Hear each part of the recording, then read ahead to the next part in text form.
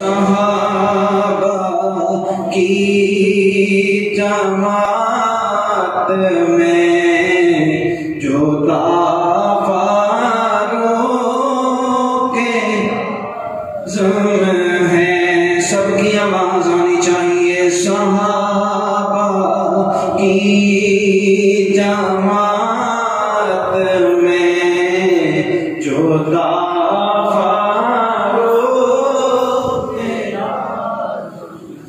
صحابہ کی جماعت میں جو فاروق اعظم ہے، نبی کی ذات پر دل سے فدا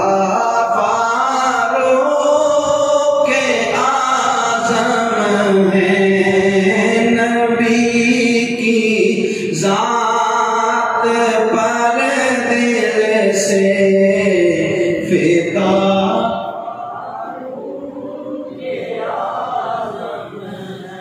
وہ جن کا نام لینے سے شیاطین بھاگ جاتے ہیں، وہ جن کا نام لینے سے شیاطین بھاگ جاتے ہیں، بتانے کفر سے پوچھو کہ کیا فاروق اعظم ہے، بتانے کفر سے پوچھو کہ کیا فاروق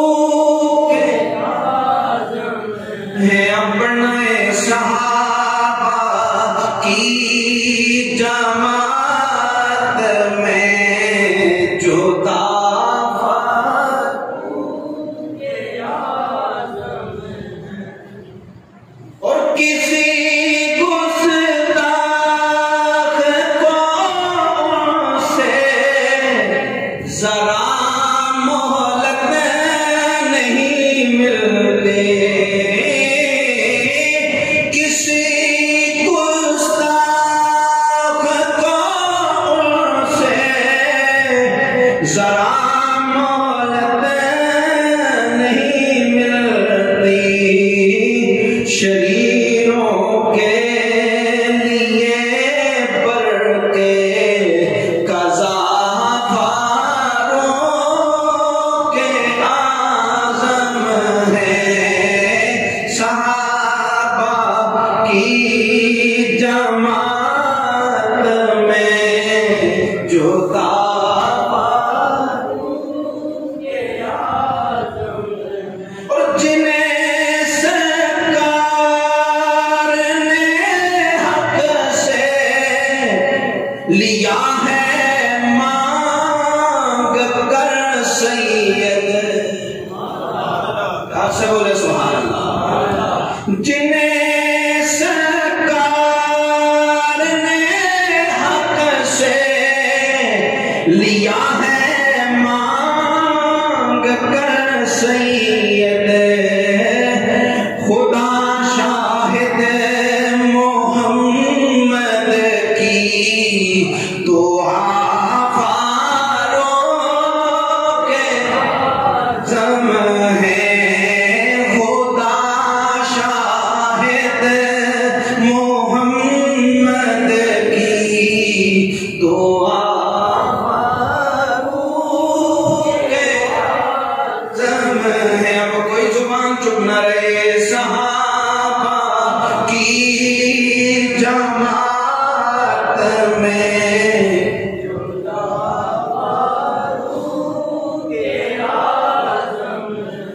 حمد و صلات کے بعد انتہائی عزتوں کے لائق بزرگوں، قابل قدر دوستوں اور عزیز بچوں، السلام علیکم ورحمۃ اللہ تعالی وبرکاتہ۔ گرامی قدر،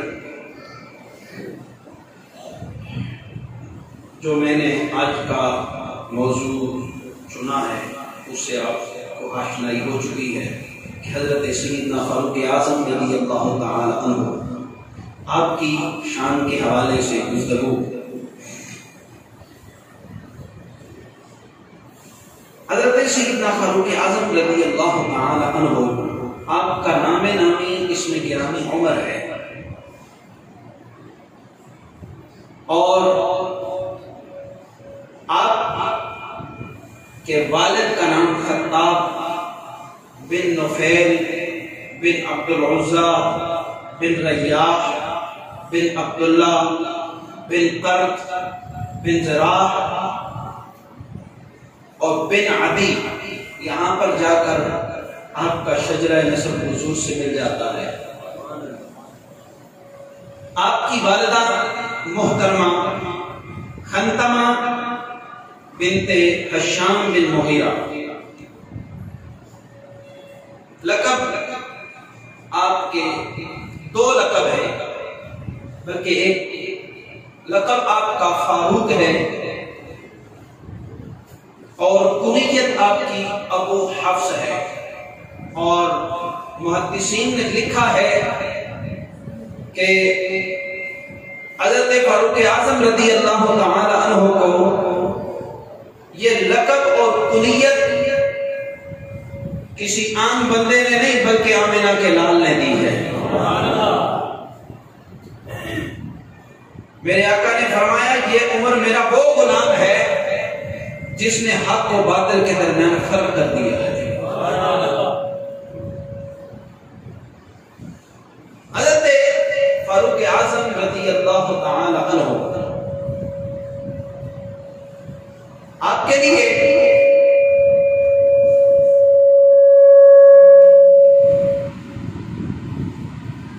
حضرت سعید بن مسیب رضی اللہ تعالی عنہ آپ روایت کرتے ہیں،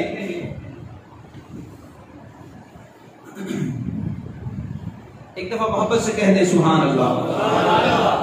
آقا کریم صلی اللہ علیہ وسلم نے ارشاد فرمایا، حضرت سعید بن مسیب رضی اللہ تعالی عنہ، طبقات ابن سعد میں یہ روایت موجود ہے، کان رسول اللہ صلی اللہ علیہ وسلم اذا رأى عمر بن الخطاب او ابا جہل بن عشام قال اللهم اشدد دینک احبہما الیک۔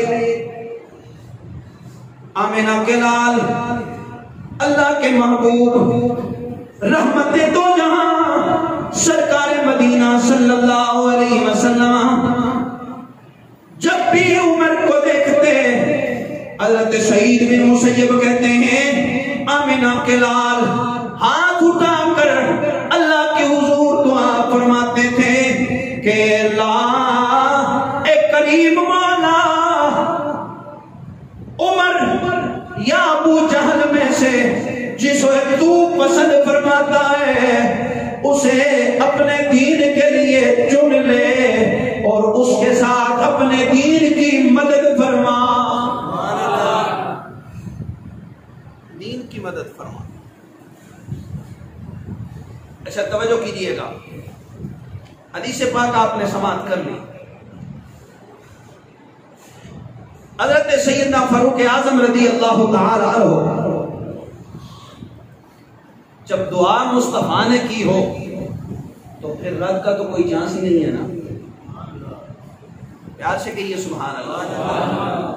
حضرت سیدنا فاروق اعظم رضی اللہ تعالی عنہ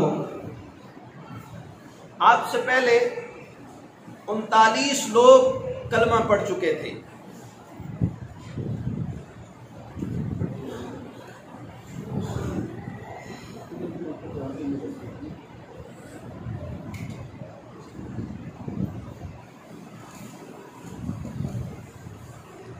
انتالیس لوگ کلمہ پڑھ چکے تھے اور 40ویں چہر جو ہے نا 40ویں کا عدد پورا کرنے والی ہستی کا نام فاروق اعظم ہے رضی اللہ تعالی عنہ۔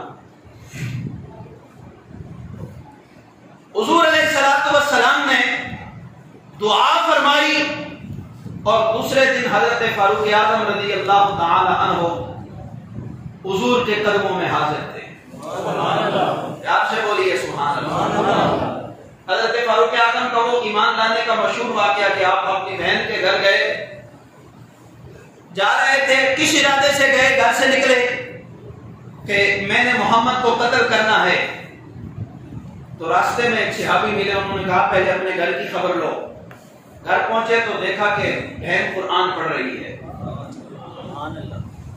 بہن کو بھی مارا, بہنوئی کو بھی مارا, اور کہا وہ نسخہ لے کے آؤ جو تم پڑھ رہی تھی. آپ نے پہلے نہیں مانا, لیکن پھر آپ کے اصرار پر آپ کی بہن قرآن لے کے آئی, اور جو ہی قرآن کی آیتیں بہن پڑھ رہی تھی اور حضرت فاروق اعظم کے جسم پہ کپی تاری ہو گئی. پیار سے بولے سبحان اللہ. حضرت سیدنا فاروق اعظم رضی اللہ تعالیٰ عنہ ایک دن گزرا ہے, آمنہ کے لال نے اللہ کے حضور دعا فرمائی, دعا کی مولا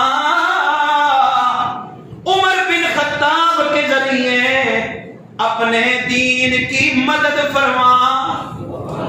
کہنے والا کہتا ہے عجابت نے جھک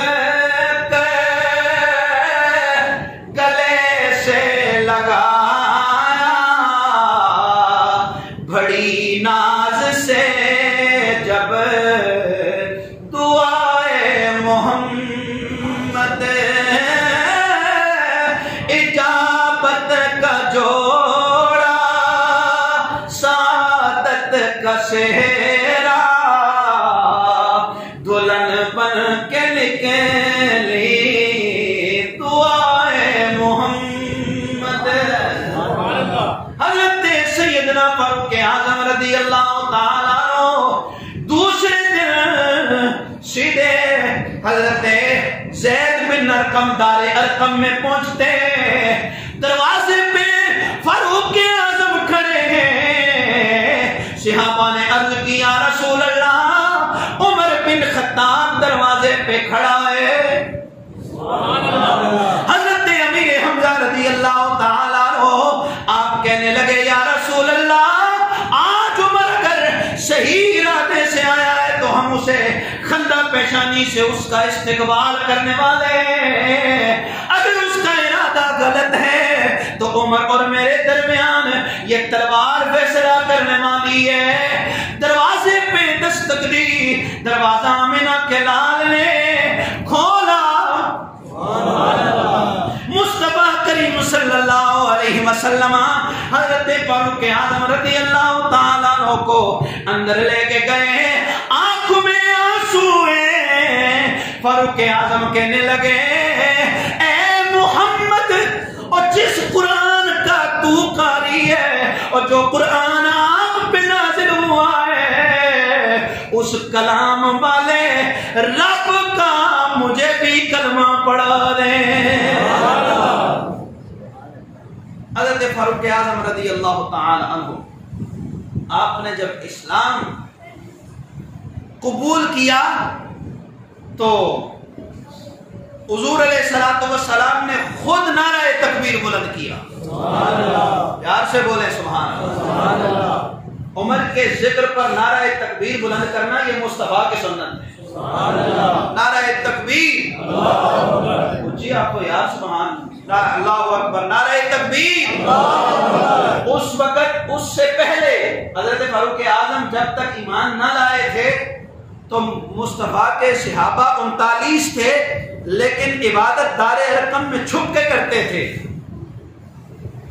چھپ کے عبادت نماز پڑھا کرتے تھے. حضرت سیدنا فاروق اعظم رضی اللہ تعالیٰ عنہ آپ اسلام لائے تو اتنی بلند آواز سے نعرہ تکبیر بلند کیا کہ مکے کی پہاڑیوں میں آواز گونج گئی. اور حضرت فاروق اعظم رضی اللہ تعالیٰ عنہ نے فرمایا یا رسول اللہ, آج عمر نے اسلام قبول کیا ہے, آج کے بعد مسجد نبوی, آج کے بعد دار ارقم رقم میں چھپ کر عبادت نہیں بلکہ سین حرم میں ہم عبادت کریں. حضرت سیدنا فاروق اعظم اس لیے کہنے والا کہتا ہے صحابہ کی جماعت میں جدا فاروق اعظم ہے. صحابہ کی جماعت میں جدا سارے صحابہ کی جماعت میں جدا فاروق آقا علیہ الصلوۃ والسلام سے سیاستہ کی روایت ہے حضور نے فرمایا ہر امت میں کچھ محدث ہوتے ہیں. محدث اور میری امت کے جو محدث ہیں ان میں سے ایک عمر بن خطاب ہے. سبحان اللہ. یار سے بولیں سبحان اللہ.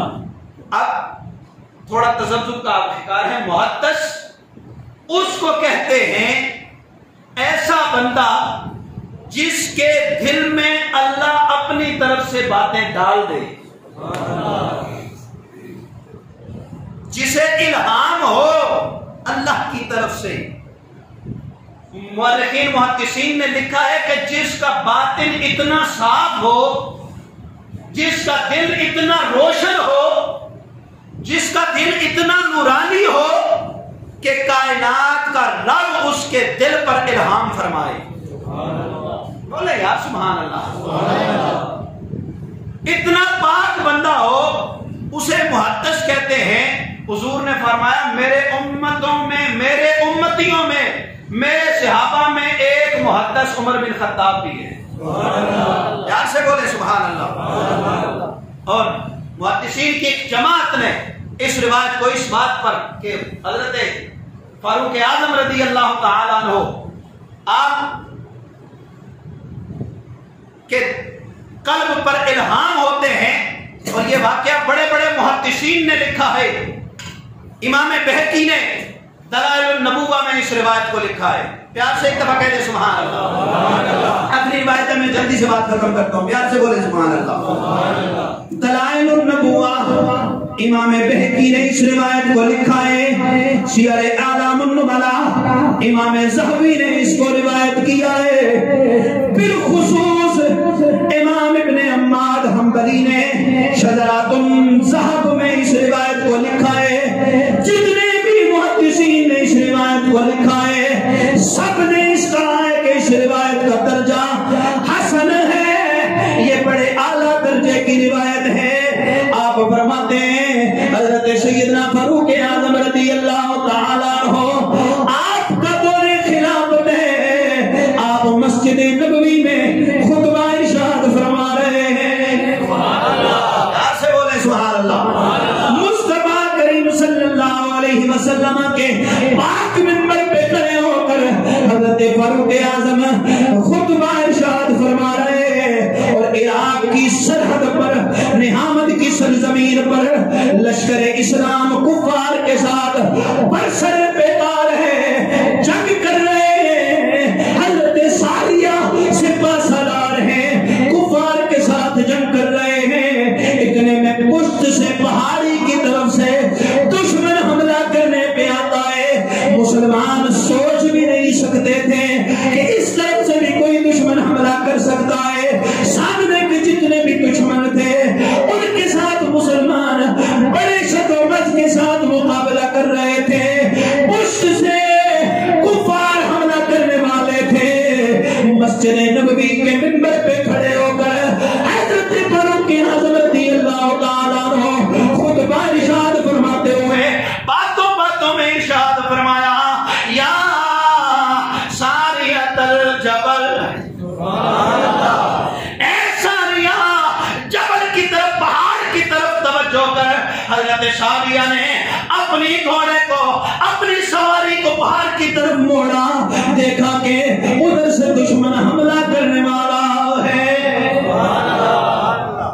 کہاں نہامت کی سرزمین, کہاں عراق کی وہ سرحد,